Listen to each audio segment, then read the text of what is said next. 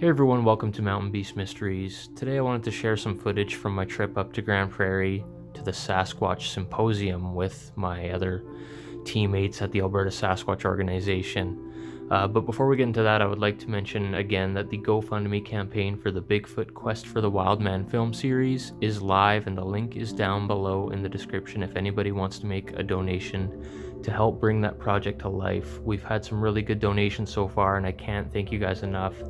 You know, those of you who had already made a donation and are really, wanting to see this thing live, it means a lot. So, the Sasquatch Symposium, really cool event.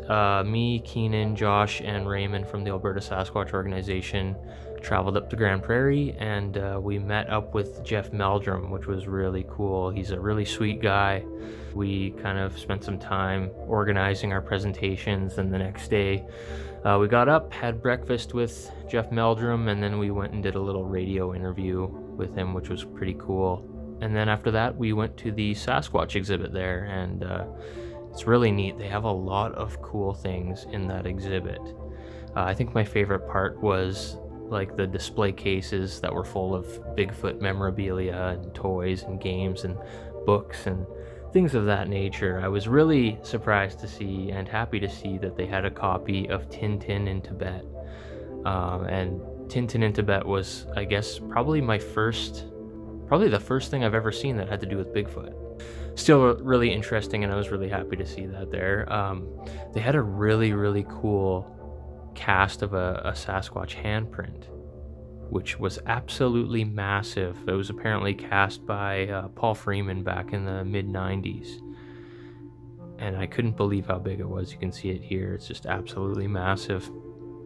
Lots of cool track casts, lots of stories to read, and cool artwork and things of that nature.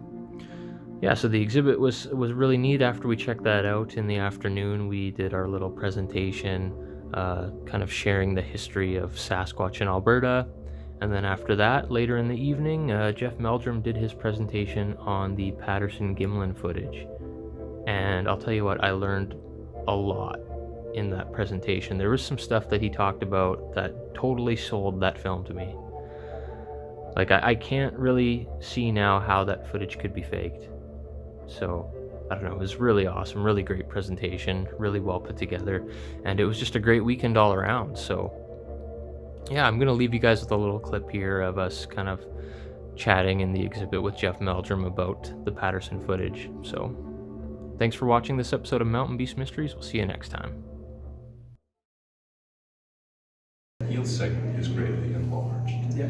And the toes, so it's not so much that those bones are shorter, they're just shorter relative to a foot that has more contribution in length from the heel and from the toes than we would. Mm-hmm. If you put human length toes and a human length heel. You can see that in the Patterson-Gimlin film where the heel looks surprisingly large, and that's why people thought he was wearing fake. Right.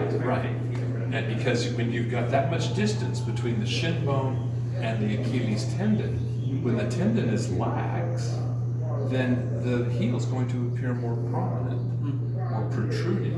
So it's not a fake. It's not a fake. What's his name? Dagan made a big deal in his book about how the heel was protruding. Well, he illustrates that with a frame where the foot is in the swing phase, and there's no tension in the triceps and the Achilles tendon and the calcaneal tendon. But if you go to any other frame where the foot is on the ground, it stands, and that muscle is tight, and the Achilles tendon is tense, it's a straight line right down to the end of the heel. There's no protruding heel whatsoever. Okay. So it's perfectly natural looking. It's just different than what we're used to seeing in a person, because humans have such shortened heel to provide for a speed lever ratio. Short input lever, long output lever, which is a walking and running adaptation. Speed walking and running endurance.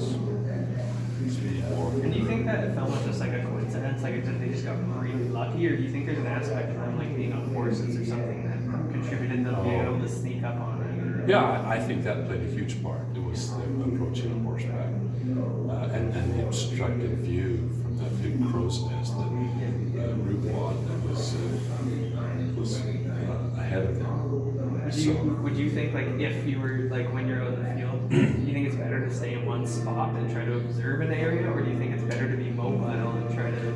Well, I mean, for me, it's kind of like fishing. Yeah, you try different things and see what works. Yeah, exactly. And you know, I thought about it again when I was sitting there in front of that window display.